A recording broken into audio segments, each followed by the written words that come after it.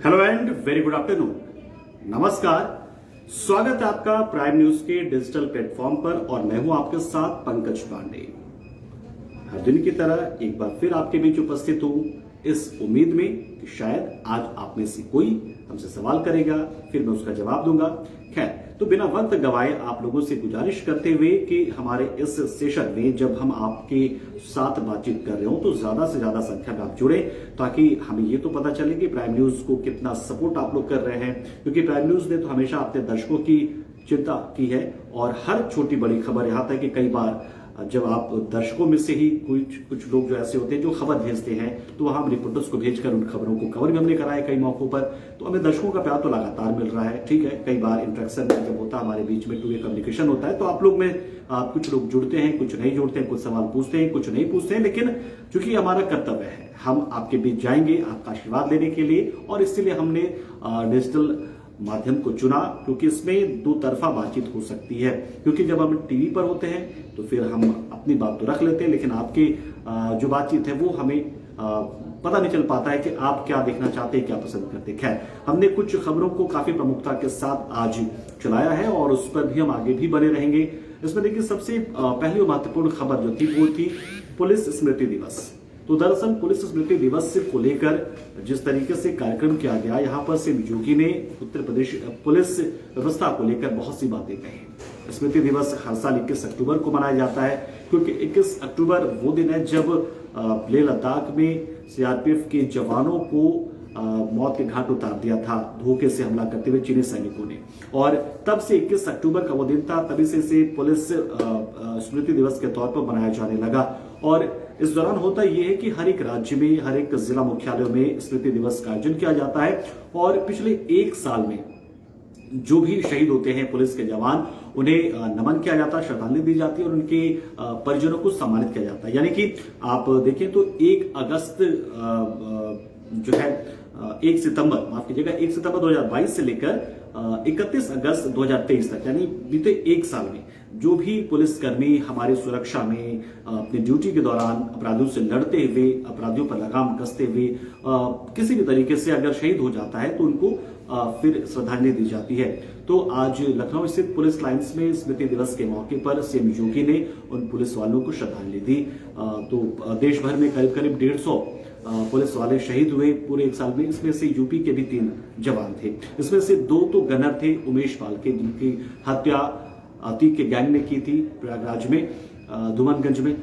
तब संदीप निषाद थे जो उन्हें गनर के तौर पर मिला था यूपी पुलिस से। इसके अलावा राघवेंद्र सिंह थे, वो भी उमेश पाल की सुरक्षा में लगे हुए थे जब वो राजू पाल हत्याकांड में गवाह बन गए थे। तो और उसी दौरान जब हमला किया था गुड्डू बमबाज की ओर से, असद की ओर से, यानी कि अतीक गैंग की ओर से, तब राघवेंद्र सिंह भी और संदीप निषाद दोनों घायल हो गए थे। 24 फरवरी 2023 की ये घटना है। तो उसी दौरान देर रात तक संदीप निषाद ने दम तोड़ दिया था, जबकि 1 मार्च को राघवेंद्र सिंह की मौत हो गई थी जब उन्हें बड़े अस्पताल भेजा गया था, रेफर किया गया था। जिंदगी और मौत की जंग वो जूझते 1 सप्ताह के बाद उन्होंने अंतिम सांस ले ली। इसके बाद एक और मामला आया जालौन से, जहां पर झांसी की ओर जा रहे अपराधियों पर शिकंजा कसने के लिए एक जवान भेद जीत सिंह ने उनका पीछा किया, उनको रोकने के लिए कहा तो वो नहीं रुके। उसके बाद उन्होंने अपराधियों का पीछा किया, अपनी बाइक से काफी देर तक पीछा किया, और लेकिन उसके बाद अपराधियों ने मिलकर उन्हें घेरा और उन्हें मौत के घाट उतार दिया। तो इन तीनों पुलिस के जवानों को, पुलिस के शहीद हुए जवानों को याद करने का दिन था। तो स्मृति दिवस के मौके पर इन तीनों जवानों को श्रद्धांजलि दी गई। इसके साथ साथ सीएम योगी ने बताया कि कैसे पिछले 6 सालों में या इस साल के कार्यकाल में 1 लाख से ज्यादा पुलिसकर्मियों की पदोन्नति हुई है। यहाँ पर सीएम योगी ने कहा कि जिस तरीके से लगातार यूपी पुलिस जो है वो काम कर रही है, मुस्तैदी के साथ में अपराध पर लगाम लगा रही है, अपराधियों पर शिकंजा कस रही है, इसी को देखते हुए यूपी पुलिस ने अपने रिफॉर्म का फैसला किया और सरकार ने निर्देश दिया कि जो पुराने पुलिसकर्मी हैं उनको सम्मान मिलना चाहिए, उन्होंने जो काम किया है उसके बदले में उनको पदोन्नति मिलनी चाहिए। तो सबका प्रमोशन हुआ है। तो करीब 1.5 लाख पुलिसकर्मियों की पदोन्नति पिछले 6 सालों में हो गई है। तो ये भी एक उन्होंने जानकारी दी और कहा कि हमारे पुलिसकर्मियों के दम पर ही मैं इस वक्त ये दावे के साथ कहता हूं कि हमारे राज्य में या तो अपराधी जेल में है या फिर मारा गया है या फिर वो उत्तर प्रदेश छोड़कर जा चुका है। तो ये आगे भी जारी रहेगा। उन्होंने बताया कि कैसे 6 जिलों में हमने नारकोटिक्स थाने भी खोले हैं। तो लगातार कोशिशें हुई और कहा कि स्मृति दिवस मनाए जाने के पीछे का सबसे बड़ा कारण यह है कि हम उन शहीदों को याद करें, हमारे वीर शहीदों को याद करें जिन्होंने ड्यूटी के दौरान अपना प्राण उत्सर्ग कर दिया, यानी कि अपनी जान जोखिम में डाली हमारे लिए और फिर वीरगति को प्राप्त हुए। तो ऐसे शहीद पुलिसकर्मियों को सम्मानित करने का काम पुलिस स्मृति दिवस के मौके पर होता है। तो इन सबको सम्मानित किया गया, उनके परिजनों को सम्मानित किया गया। और क्षतिपूर्ति जो होती है, जो अनुदान होता है वो तो खैर होता ही है। तो एक ये चीज रही। दूसरी जानकारी हम आपको दें यहाँ पर, तो सीएम योगी आज अयोध्या दौरे पर रहने वाले हैं। दरअसल अयोध्या जाने का उनका दो कारण है। एक तो ये है कि वो यहाँ पर नवरात्रि के दौरान पहुंच रहे हैं, तो हनुमानगढ़ी में दर्शन पूजन करेंगे और भगवान राम लला के दर्शन करेंगे। लेकिन उससे बड़ा जो महत्वपूर्ण है वो कि दीपोत्सव होने वाला है। 11 नवंबर को दिवाली के मौके पर दीपोत्सव का जो कार्यक्रम होगा इस बार अब और भी बड़ा भव्य और दिव्य होने वाला है। लिहाजा इनकी तैयारियों को लेकर जिला प्रशासन के अधिकारियों के साथ बैठक करने को लेकर सीएम योगी अयोध्या पहुंच रहे हैं। अयोध्या शाम में रहेंगे, वो कई मंदिरों में जाएंगे, हनुमानगढ़ जाएंगे, पूजन दर्शन करेंगे। उसके बाद फिर दीपोत्सव के बारे में जानकारी लेंगे कि इस बार कितने दिए हम जला रहे हैं। हालांकि इस बार मुझे एग्जैक्टली फिगर तो याद नहीं है, लेकिन इस बार एक और बड़ा रिकॉर्ड बनाने की दिशा में सरकार आगे बढ़ रही है। और सरकार चाहती कि एक ऐसा उत्सव हो, एक ऐसा महोत्सव हो कि उसको देखने के लिए देश नहीं दुनिया भर से श्रद्धालु पहुंचे, राम भक्त तो पहुंचे, सामान्य पर्यटक भी पहुंचे और इसका आनंद ले। एक साथ सोचिए, जब एक साथ पूरी अयोध्या जगमगा रही होगी तो कैसा वो अनुभूति होगी। तो ये कोशिश सरकार की ओर से है कि दीपोत्सव का कार्यक्रम 11 नवंबर को, इसके साथ साथ चूंकि 22 जनवरी 2024 को रामलला के प्राण प्रतिष्ठा भी होने वाला है, तो इसको लेकर भी समीक्षा बैठक वो करेंगे और जानेंगे प्रगति कि किस तरीके की प्रगति है और किस तरीके से राम मंदिर का निर्माण हो रहा है और उसमें तेजी लाने की वो निर्देश देंगे। हालांकि श्री राम जन्मभूमि क्षेत्र तीर्थ ट्रस्ट की ओर से समय समय पर राम भक्तों को जानकारी दी जाती है, सोशल मीडिया के माध्यम से जानकारी दी जाती है कि किस स्थिति में मंदिर है, मंदिर का निर्माण कितना हो चुका है, प्रथम तल बना है, दीवारों पर जो शिल्पकारी हो रही है। तो तमाम जानकारियां समय समय पर वीडियो के माध्यम से और साथ में चित्रों के माध्यम से, तस्वीरों के माध्यम से सोशल मीडिया पर पोस्ट किए जाते हैं। तो इसी कड़ी में सीएम योगी पहुंच रहे हैं और वो जानेंगे कि वास्तव में क्या हाल है इस वक्त राम मंदिर का। राम मंदिर हालांकि दावा तो यही किया जा रहा है और जो देखने में भी प्रतीत होता है कि जो पहला तल वो पूरी तरीके से बनकर तैयार हो गया, पूरी तरीके से बन गया है वो, और इसका गर्भगृह भी बनकर तैयार है, दीवारों पर शिल्प उकेर दिए गए हैं और तैयारी पूरी है। यानी कि प्रथम तल में तैयारी हो गई है पूरी तरीके से, छत भी तैयार है मंदिर का और दूसरे तल पर काम शुरू हो गया है। तो प्रथम तल पर चूंकि गर्भगृह है तो यहीं पर भगवान रामलला की मूर्ति विराजमान होगी और 22 जनवरी को प्राण प्रतिष्ठा का कार्यक्रम होगा। तो इस तरीके से सीएम योगी इन्हीं सबको जानने के लिए, समझने के लिए वहां पर पहुंचे हैं। अगर कुछ वो चाहेंगे जानना यहाँ पर कि क्या लक्ष्य के जो तय लक्ष्य हैं उसके मुताबिक काम हो रहे हैं या फिर उसमें थोड़ी गति उसकी धीमी हो गई है, तो निर्देशित करेंगे। और साथ में कानून व्यवस्था को लेकर भी वहां पर जाने, क्योंकि राम मंदिर इतना सेंसिटिव प्लेस हो गया है कि वहां पर विशेष टास्क फोर्स जो है वो तैनात किया गया है। तो ये जानकारी अब तो होगी, एक ये हो गया।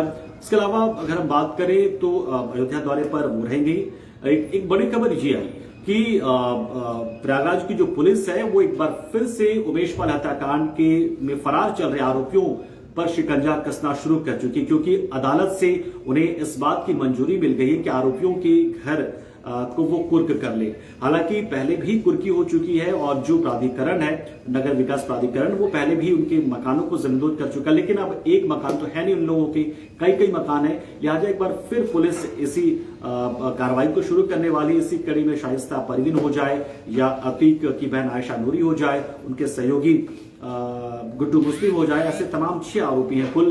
फैजान, इन सबके घरों पर नोटिस चस्पा कर दिया गया है और पुलिस देर सवेर कार्रवाई शुरू कर देगी, क्योंकि लगातार बार नोटिस दिए जाने के बावजूद इससे पहले भी कुर्की हो चुकी है, लेकिन जो फरार चल रहे आरोपी हैं वो पुलिस के पास नहीं पहुंचे हैं। तो लिहाजा ऐसे में पुलिस के पास अब ये मजबूरी है कि वो कुर्की करे, उनके सामान, मकान जो दूसरे हैं उन सबके कुर्की जब्ती होगी। तो इस तरीके से चीजें होने वाली है। तो आज वो भी नोटिस एक बार फिर से चस्पा कर दिया गया है। और जो दूसरे मकान है, किसी के शिवकुटी में, किसी का दुमनगंज में, इस तरीके से मकान जो अभी भी हैं कई, ऐसा नहीं है कि मतलब एक एक बार कार्रवाई हो गई तो फिर वहां पर अब उनके काम, बहुत सारे जाहिर सी बात संपत्ति उन्होंने बहुत सारी जमा की है, तो कई मकान होंगे। तो इन मकानों की कुर्की जब्ती होने वाली है। तो एक नोटिस तो चस्पा किया गया है, उम्मीद की जा रही कि शायद अब ये लोग सरेंडर कर दें, लेकिन अभी तक कोई सुबुगाहट है नहीं। लिहाजा अब पुलिस जो है वो आगे की कार्रवाई में जुट जाएगी। विक्की बंसल जी हमारे साथ जुड़ चुके हैं, गुड आफ्टरनून। राम राम विक्की बंसल जी। संजय जुड़ चुके हैं, राम राम।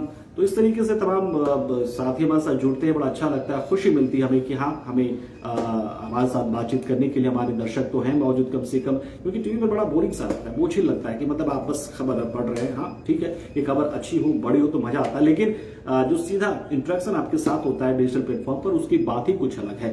तो इसलिए हम गुजारिश करते हैं आपसे बार बार लगातार कि आप लोग जुड़िए, बातचीत कीजिए, जो पूछना है वो पूछिए।